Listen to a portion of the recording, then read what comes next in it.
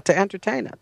And when I look at the foreign policy and national security steps that have been taken since this faction came into possession of the White House, I got to tell you, when I look at it apart from what I'm just talking about, it just seems like a whole bunch of random nonsense and feckless nonsense and incompetent, dangerous things that just are foolish and wrong and inexplicable. But then I shift perspective slightly and I say to myself, but what if you wanted to weaken America? And then it all falls into place. In point of fact, everything fits that. You see a picture, you see a pattern that makes sense. And that's what I think we actually have, sadly, in what these people have been up to. They have been systematically going after the pillars of American strength, systematically going after the understanding, strategic and otherwise, that helps this nation to survive. And I don't want to say, Stan, that they're the only ones, because they have some help from quarters that people wouldn't expect, including people who call themselves conservative and yet are buying into an understanding of what America can do in the world and should do in the world that I think spells, from a national security point of view, utter disaster for our survival.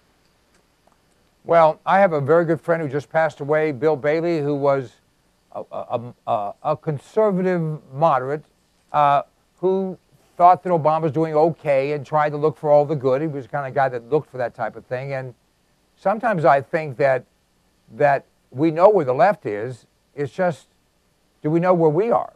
Do we know where our side is? And sometimes in trying to be nice, trying to be Christian, trying to be moral, trying to be reasonable, trying to be constructive, trying to be patriotic, we are the ones that supply the straw that breaks the camel's back.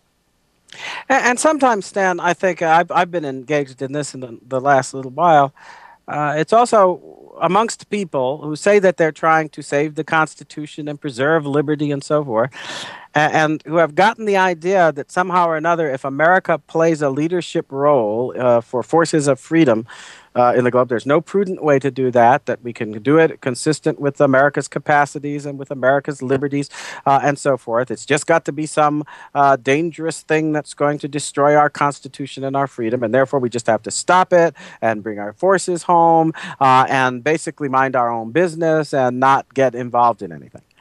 And I think that this is not only naive, it's an abandonment of the identity of this country that has been part of the way it was conceived of since it was founded by the people who wrote the Constitution and so forth. This was not seen in their minds as a nation like any other, but as a nation that had something to prove, not about itself, but about the capacity of mankind for self-government, about the capacity of people to live under laws that are made in light of the consent of the people. And we have, in point of fact, proven out that it can be the basis for great strength and prosperity and so forth. But we didn't act as if that was just for our own sake. Quite the contrary.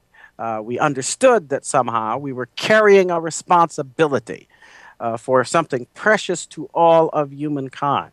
And as our strength grew and our ability to handle situations grew, we also, I think of this with gratitude, we had statesmen who were willing to see ways in which we could help to spread the light of liberty in different parts of the world. And I think that will always be our vocation. Does that make us the policemen of the world, imposing our way of life on other people? Of course not. We shouldn't be doing that. But within the confines of our capacity and within the confines of what has to be our respect for the self-determination of other peoples and countries, I think we ought to be looking to work with folks who are like-minded in terms of their respect for the fundamental premise of liberty, which is God-given unalienable rights, and the sense that individuals have to be treated with integrity and that political systems don't get to use and abuse people as if they were nothing more than objects and things. I think we have to work with such people. That helps us to remain safe and to prevent the eventualities that we have been suffering from periodically because of the missteps of people like Jimmy Carter and others who thought that we could withdraw and retrench, and what they did was open us to the assaults of folks whose enmity toward us is not our fault, but is the result at the end of the day of their enmity toward liberty itself. So we have only one choice. We either give up liberty or we cope with their enmity because it's not going to go away. But these folks don't believe this. And so there are folks on the conservative side, libertarians, call them what you will, who actually echo Barack Obama and the kind of approaches that he's been taking.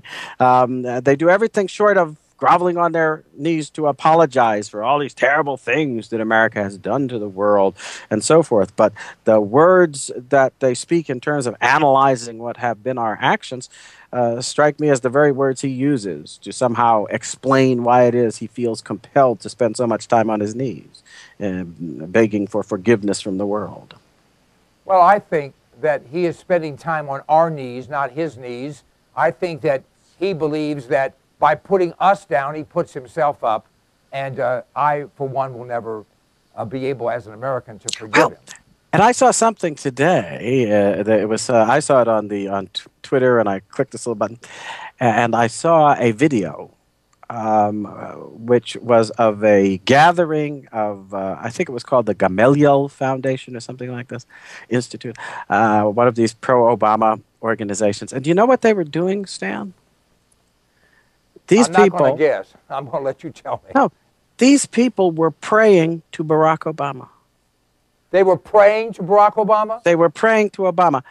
Kind of the form of it was the form that's used in some of the churches, Catholic Church, Episcopal Church, and so forth, where you have the prayers that are given to God, prayers to the faithful, and you know and they would go through a litany of for access to health care and treatment of all and so forth and so on. We pray to you, Obama.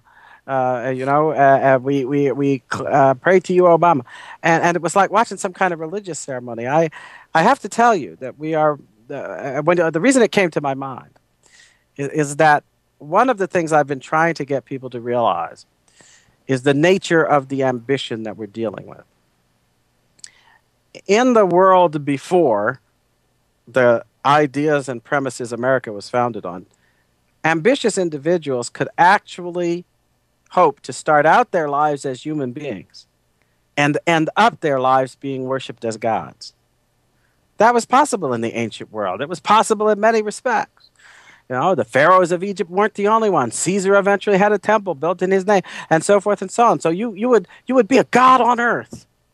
Well, the idea that there's a God in heaven and that his law transcends even the most powerful human being, and that by that law, every single person on the face of the earth is deserving of a certain respect for that spark of God that is within them in the way that we treat them, and that therefore no human being can have that kind of godlike status.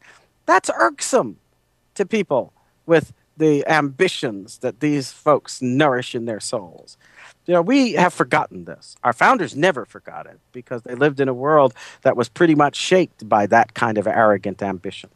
But because of the very success that America and the things we stand for have briefly enjoyed in the last couple hundred years of history, we have generations of people now who haven't the faintest idea what it is to live in a society where some people think they are gods and other people are simply nothings that exist at their behest to be used and abused by them. We don't know what this is like, by and large. And so the naivete that people have as they look at something like this, and it's not just some quaint thing we're watching where people are starting to revive this cult-like sense that you are to get down on your knees and worship the superior beings and all of this. No, that's a return to something that was responsible for some of the worst abuses possible over long periods and centuries of human history. And I would think that if we have any respect at all for what America stands for, we would never want to see that world return. And yet, we have people coming forward now to reintroduce its rituals and its mindset and the debasement of the spirit of humankind that is involved in it. I reject it myself, and it's one of the things that fuels my efforts to restore the strength of the American Constitution and the moral principles it's based on. Alan, an hour passes in a hurry with you. Thank you very much. The thought of people praying to a human being, any human being, is repugnant to the concepts upon which this nation was based. And I'm going to do some research, and I may just visit